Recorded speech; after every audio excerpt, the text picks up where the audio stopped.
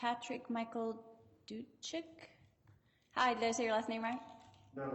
How do you say your last name? Dyke. Dyke. Okay, good. Why don't you come over here and have a seat? And Officer Holloran, you can have a seat over here. And You want me to sit by the microphone? please. Do I have to wear this right now? As long as you stay 6 feet away from me and everyone else, you'll be good. Thanks. Okay, so on this case, we had a couple of requests that I just want to explain what went on. First was my order denying request for production and motion for continuance. I don't know if it was clear why I denied that motion or not, but it was denied because under our court rules, you cannot combine motions, and no order was submitted. And the court usually doesn't get involved in requests for productions, except under specific incidents, and you didn't follow court rules with that regard. The next was a motion by Curtis Blackwell to video record, and that was denied also. I'm going to bring my paperwork out here. It was denied because the request itself didn't follow the court rules, and this isn't school. You can put your hand down. I'm speaking now.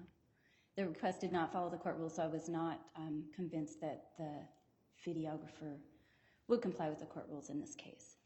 So at this time, we're going to move forward to the trial on the citation, which was for failure to properly use safe belts with a presumptive fine of $115. Mr. Trooper Holloran, did you want to testify today? Yes, Your Honor. Okay. Would you stand and raise your right hand? Do you swear or affirm what you're about to tell us is true and correct to the best of your knowledge? Yes, I do. Thank you. Go ahead. Your Honor, I'm Senior Trooper Michael Holloran of the Oregon State. Microphone a little closer to you. Sorry. Can you hear me better now? There we go. I'm Senior Trooper Holloran of the Oregon State Police. I've been employed in the patrol division in the Dalles since January of 1999, a little over 20 years. On the day in question, March 18th, 2020, I was in uniform, displaying a badge. I was operating a marked Oregon State Police patrol car. I was in the city of the Dalles, which is within Wasco County in the state of Oregon. At approximately 4:10 p.m., I was finishing up a traffic stop near 10th and Weber Street in the Dalles when a gold minivan towing a green trailer with a refrigerator and no plate visible went by my location on that traffic stop. What's the objection? I had a plate on my vehicle. No, that's not a proper objection. An objection is an evidentiary issue. You'll have an opportunity to put on your evidence. You'll also have an opportunity to cross-examine the witness. So objections come with evidentiary issues. Go ahead, Mr. Trooper Holloran. Your Honor, when the vehicle went by me, I looked over and could clearly see that the white male adult in the driver's seat was not wearing a safety belt. The belts were visible hanging down by the door, and there was nothing across his chest. I had just finished the stop, so I turned around on that vehicle and activated my lights. The driver did not yield until I hit my siren near Myrtle Street. I contacted the driver, advised him I was recording our conversation. I explained the reason for the traffic stop. At that point in time, the driver did have the safety belt on, and he said, quote, "Let's see what we got here." He reached into his glove box and pulled out a piece of paper and read it to me. He told me that there was an exemption for people hauling garbage. I told him that I was familiar with the law and that as a safety belt instructor, that particular exemption was meant for people riding on garbage trucks that were collecting solid waste and recyclable materials. The driver thought that his scrap fridge qualified for that. I confirmed with him that he does not work as a scrap hauler or as a garbage collector. He told me that he was trying to take his own personal refrigerator to a scrap hauler to get rid of it. The driver at my request provided a Oregon driver's license that identified him as Patrick Michael Dyke. The license was valid, and I issued Mr. Dyke a citation for no safety belt and gave him the option to plead not guilty or to take a safety belt diversion class. Mr. Dyke asked me if we could keep discussing the situation, which I allowed him to do. We had a very lengthy PR discussion about several different issues.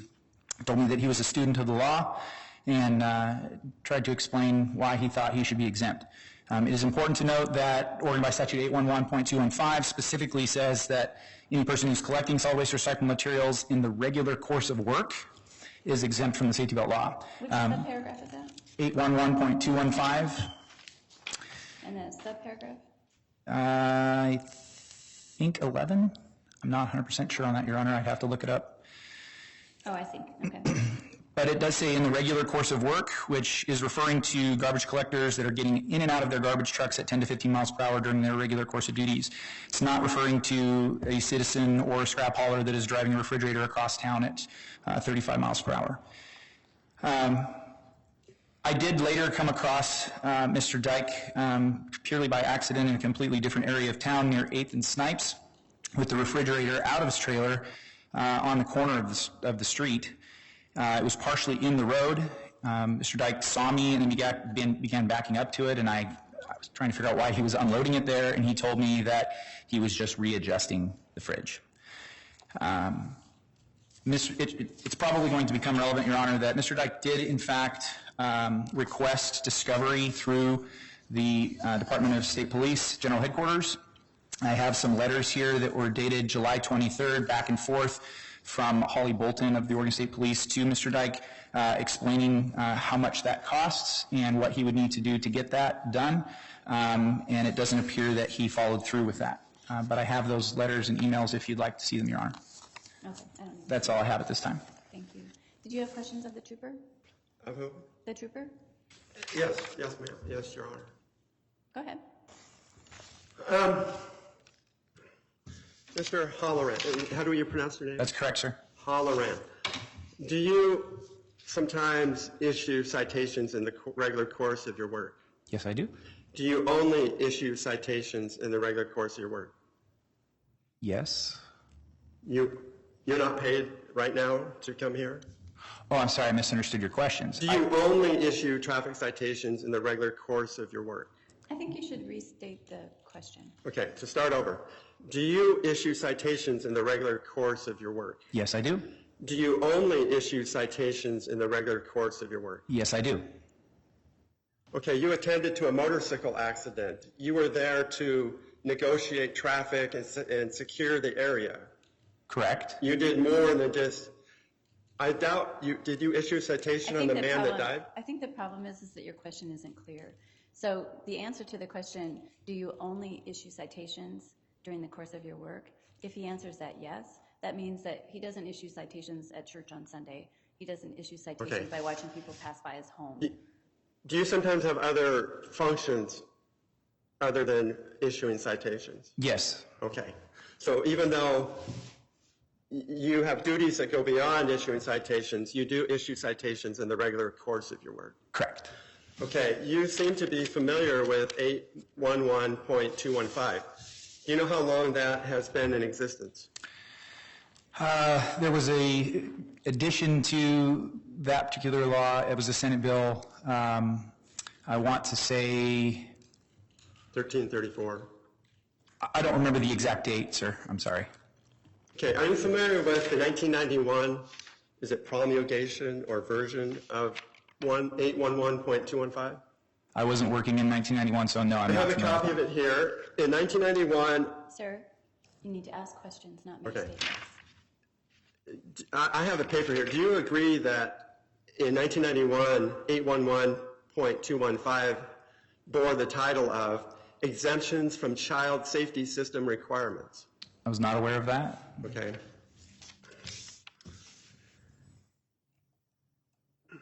What about ORS? Okay, you are familiar with ORS 811.215. In our state, it's a very simple statement. Are you familiar with this similar exemption in other states? I'm not familiar with the exemptions of safety belts in other states. I know a little bit about Washington's laws as it does relate to child passenger safety, but as far as adult belts, I'm not. Are you aware in Washington that their seatbelt exemption pertaining to this goes much further beyond 811.215 in Oregon? As I stated, I'm not familiar with any other states as it relates to adult belts, except for I can tell you a little bit about Montana, a little bit about New Hampshire, and a little bit about Idaho and California as it relates to the fines.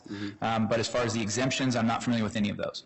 Are you aware that in Oregon they did not go beyond a very simple statement? I'm sorry, can you repeat the question? Are you aware that in Oregon they did not go beyond a very simple statement, which is any person who is collecting solid waste or recyclable materials in regular course of work, period? Well, I am aware that that's what it says in 811-215, yes. Mr. Holloran, where does it say garbage collector? Where is this exemption limited to municipal, private, or otherwise garbage companies or collectors? Do you see the word garbage in that 11? I see the word solid waste. Okay, you also see recyclable materials. Correct. Are you familiar with Weinberger versus City of the Dalles from 1992?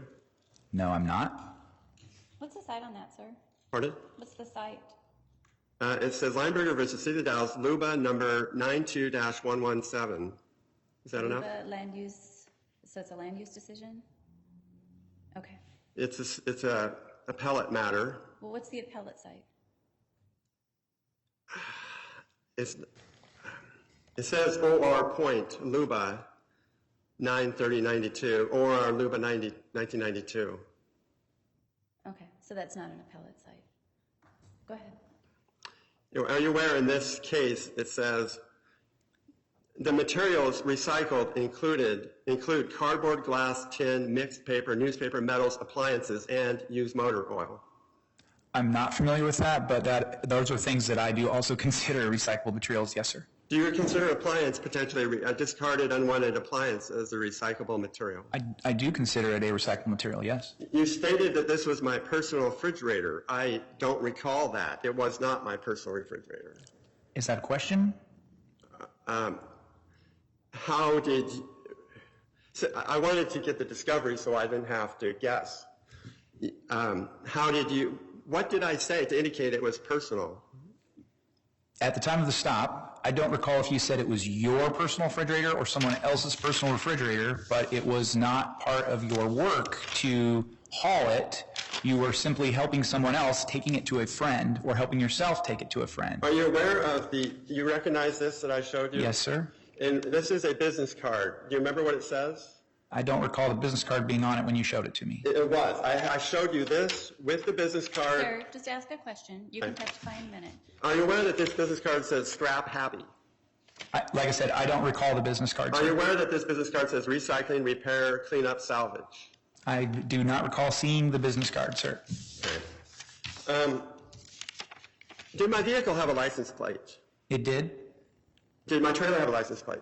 I don't believe so, but I don't recall. Is a trailer required, small trailer like that, required to have a license plate in Oregon? If it's over 1,500 pounds, yes. Did you think my trailer was over 1,500 pounds? I did not cite you for anything related to the trailer, so I don't recall. In your testimony, you said there was no plate. On the trailer. That's somewhat misleading because it's not required to have. Is it not misleading if you imply it had no plate when it didn't need a plate? Sir, I was stating that when you went by me, I did not observe a license plate. I don't recall whether it was required to have one or not. If it was large enough to hold a refrigerator, it's possible that it needed one, but I didn't take any action on that. I only took care of the safety belt issue. But your statement is nonetheless potentially misleading to the court that I was careless or in violation of something else, correct? I don't believe not having a license plate is careless. But indicating to the court that it had no plate. Was what I noticed when it went by me. His testimony was that he did not see a license plate when the vehicle went by. It wasn't that it didn't have a plate. Okay, I just wanted to clarify this. It was not that it was required to have a plate. I think we're getting a little far afield from the facts that we need to discover this matter, and I need to consider that I also have another matter set at 10 a.m., so we're going to need to move it on. I just have a couple more questions. Did I ever state that this was garbage? No, sir. Okay. Do you believe, does the state grant police jurisdiction to go beyond the law in their enforcement of laws where laws likely to result in difference of opinion or difference of interpretation? Let's say you stop me and we have a difference of opinion. Does the state give you authority to go beyond the written law in issuing citations? I don't believe that I went beyond the written law. And the authority that I have is based on the revised statute. Can you please tell me, am I a person? Yes, sir. Is a fridge, old fridge, a potentially recyclable material? Yes, sir. Do you dispute that I collect such in the regular course of my, are you contending I don't collect such in the regular course of my work? That is what you told me. Yes, sir. So you're not telling the court, this guy does not collect recycled appliances in the regular course of his work? At the time of the traffic stop, when you showed me that law, we had a very lengthy discussion regarding whether you work as a recyclable person who hauls recyclable materials on a regular basis as a regular course of your work. You told me you do not do that. This just was a refrigerator that you were going to take to someone who does do that for a regular course of work. We don't have the discovery here, so I contend that I did. Sir, it's time to ask questions. You can testify once I swear you in. I'm sorry? You can testify once I swear you in. Okay. So your basis for the citation was you feel I do not do this in the regular course of my work. That's correct. You're not a recyclable hauler, scrap hauler every day, day in and day out for a living. You do not do that in the regular course of your work. Okay, you don't, okay. Well, it's already on record what I asked about regular course of his work concerning the scope of his duty. Questions of this witness. Okay. Again, we're getting now down to 12 minutes before I start my next Okay, hearing. okay. What would I read, if I only have, we only have this 11. If I were to read this as a citizen, what about it would cause me to believe it doesn't apply? I can't speak for you, sir. I don't know. What about it would cause me to believe it only applies to municipal garbage collectors? If all I had was this, 11. I'm not sure I understand the question. I don't know what you were thinking when you read it. You have an opportunity to testify what you're thinking. I only based my decision off of what I know. Thank you, Mr. Holloran. I'm done. Okay. Do you have any further witnesses? I do not, Your Honor. All right. And so, Mr. Dyke, did you wish to testify? I do. It's my Bible belief that I shouldn't swear, but I'll affirm. Is that Please stand and acceptable? raise your right hand. Please stand. Do you affirm that you will tell the truth and nothing but the truth in today's proceedings? Yes. Thank you. Your Honor, can I submit a declaration of persons knowing me to be recycled appliances in the regular course of my work? No, you can call witnesses. Please sit down. You can call witnesses. We're not going to accept declarations. I can't submit this or present it as an exhibit? No, you can call witnesses. This is a trial. Call witnesses. I'd like to call Bradford French. Who? Bradford French. Okay, Mr. French, would you step up, please?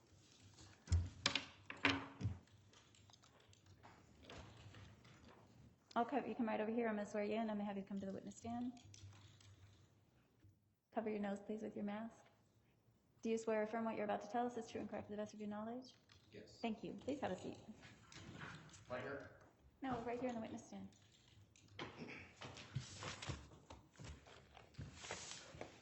And would you please state your full name and spell your last name? Bradford David French, F-R-E-N-C-H, as in the French language, like French. Got it. Thank you. Go ahead, Mr. Day. Mr. French, about how long have you known me? I've known you, I believe, since 2010. Have I been to your house to collect recyclable materials? I believe it, and Billy, you've been out there approximately on 3 to 4 different occasions to collect scrap metal and recyclables. Yes, I believe you have. Have you been to my residence? What was that? Have you been to my residence? Yes, I have. How many appliances do you see out and about, approximately? I see anywhere between 200 to 375 appliances of all capacity, washer, dryers, washing machines, anything else that's considered a major appliance that people use every day. So you are aware of many times when I've come to Portland hauling scrap? That is correct. Okay. I think that he's saying, okay, I think that's enough to make my case that I am recycling appliances in the regular course of my work. Do you know me to sell new appliances? I know you to sell mostly used appliances that you gain from people who've gotten rid of them, and then you fix them up and you sell them, and whatever customer is interested, you've been known to sell them, yes. Okay. Well, thank you, Mr. French. Okay, thank you. No, hold on a second. Trooper, did you? Mr. French, where are you living currently? Currently, I am in the Dalles as of now, right now. So you testified that you have seen him bring recyclables to Portland? Troutdale, actually, a suburb of Portland, Troutdale. Did you used to live there? Yes, that was prior residence, that's correct. When did you live there? Approximately about 7 days ago. So you lived in Troutdale until 7 days ago? Yes. And now you live in the Dalles? That's correct. And what do you do for a living? What I do for a living right now is I'm actually in the trends of looking for a new position, but I was doing a lot of different research and doing landscaping maintenance for Northwest Christian Church. Okay, Based out in Tigard, Oregon. That's what I was doing. Are you a scrap hauler? Do you recycle? No, but I've helped on occasion with people with that kind of thing. I've helped people do that kind of thing occasionally, but no, I've not been employed in that system. So if I heard you correctly, Mr. Dack has been to your house 3 or 4 times, Correct. but yet you've seen him with over 275 pieces of recyclable appliances?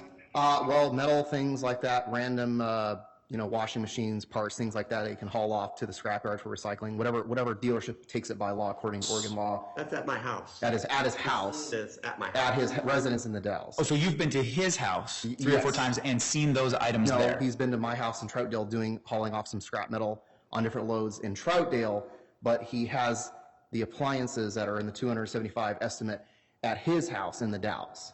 Okay, so it's your understanding that he has these appliances at his house because he fixes them. Yes, and then if he doesn't find one useful, he'll get rid of the parts and recycle them according to law. And does he take that to a scrap hauler when he does that? I believe he does, yes. Thank you, that's all I have, Your Honor. Anything else?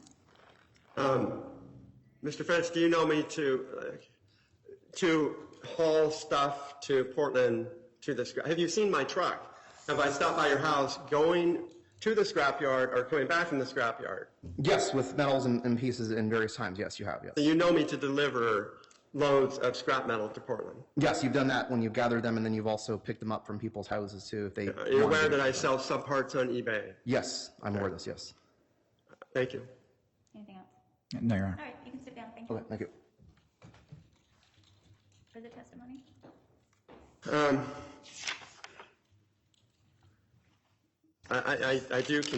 I don't remember the siren. I don't remember saying, this is garbage. I had a copy of this. I examined it, premeditated, and had this on hand in my glove box. I'm not opposed to safety measures. I mean, there are some things the law allows that mortify me. Okay, just testify about this case. Okay. So, as it's reasonable for the state not to go beyond the helmet law, I think it's reasonable just to stick with this and say, if he wanted to make a case and explain, I think he should give me a warning and say, oh, well, let me enhance and explain what goes beyond this for your consideration and give me a warning. That would be one thing. But to base a citation on my reading of this and premeditated reliance on it, I believe it goes beyond the law. It's unlawful for me to have unbelted persons in the back of my truck. My sensibilities would say, that's crazy. I've got all the seatbelts occupied so I can load up my truck with people in the back. I'm not trying to say be unreasonable. I just think it's fair to stick to the limit of the law. I mean, routinely, when I go out of town, I'm a regular seatbelt user. If I go to somebody's house and they say, well, come around back, I'm in a residential area, to protect myself from what I feel is petty infractions in residential areas, I have kept this on hand. I'm not trying to say I'm going to try to go down the freeway and argue that it's not a good idea to wear a seatbelt. But in okay, can I ask him some more questions?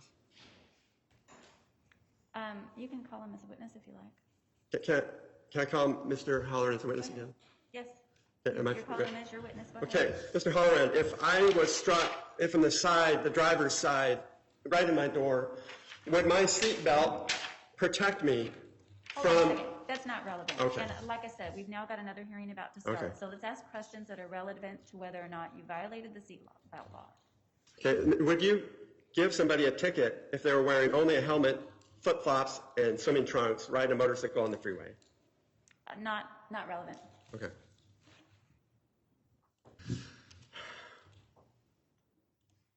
Okay, in Oregon case law, ORS 811.215 is mentioned only 4 times and also in Westlaw. None of these 4 cases ever addressed this particular Are you exemption. questioning the witness? Oh, I'm done, thank you. Okay. Do you have further evidence? Well, I do have my declaration, but I don't know if you're accepting it. No, I'm not. Okay. Can I continue with What are you making, like a closing argument? maybe? Okay. In Oregon case law, 811.215 is mentioned 4 times, and exemption 11 is never addressed. So any adjudication of this against me would go beyond the written, simple language. In Oregon, it's brief, and it would go beyond Oregon case law. I know of no authority for speculating beyond what is stated there. So furthermore, I was agreeable. I've been agreeable to like the traffic safety thing, but we observe a 7th-day Sabbath, so that class falls on the Sabbath. And so we're usually in church. And so I was going to propose perhaps I can avail myself of an online seatbelt refresher or something. If there's an alternative to that, I am not opposed to safety if there's a way to work it out. So you asked for a trial. You didn't ask to attend a seatbelt class. What are you asking for now? I'm willing to do that. I only had a brief conversation with the clerk. It wasn't clear to me if I could do that or not, and then I found out it was on the Sabbath. And so... Mr. Holloran, are there seatbelt class offered other than on Saturdays? There's pretty much nothing being offered at the moment because of COVID. I do believe that Emmanuel Hospital does a pretty good safety belt class. I don't know for sure when they hold that. I'm not a big fan of online classes, but... Well, I'm not a big fan of online court, but we're doing a lot of that too. Yes. So is it your preference to attend an online seatbelt course rather than me following through with the rest of this trial? Well, if I knew how you were going to rule on it. I mean, if you find I'm going to that... tell you how I'm going to rule. You have 2 options. Oh, boy. Continue with the trial, which ends in a minute, or do the seatbelt class. I'll never know how you would have ruled if I do the seatbelt class. What's your choice? I don't have anything against the online seatbelt class. I can... Are you going to attend an online seatbelt class, or you will attend a seatbelt class if there's a one available that is not on Saturday? Absolutely. All right. That's what you're to do then. Thank you. And we'll go ahead and call the line for the next case. So let's say you must attend that. What do you usually require? What does the clerk usually require on that? 30 or 60 days? Your Honor, if you're asking me, I'm not sure. Okay. I'm going to say that you must attend seatbelt class within 60 days. That would be online. No, I'm not saying online. I'm a seatbelt class. Well, what if they're not in... I don't care. I'm not saying that you have to attend online or in person. I'm saying you have to attend a seatbelt class If I attend that satisfies the requirement of the statute within the next 60 days. How do I know the I don't requirement? know. Ask a lawyer. So if I submit, I attended this online class, the court might accept it. I'll have to wait. Yeah. Okay. Yep. So I'll file that with the case and wait for your response. All right. Do it within 60. Thank you, troopers. Thank you, Your Honor. Okay, and let's call the line and get on with the next matter.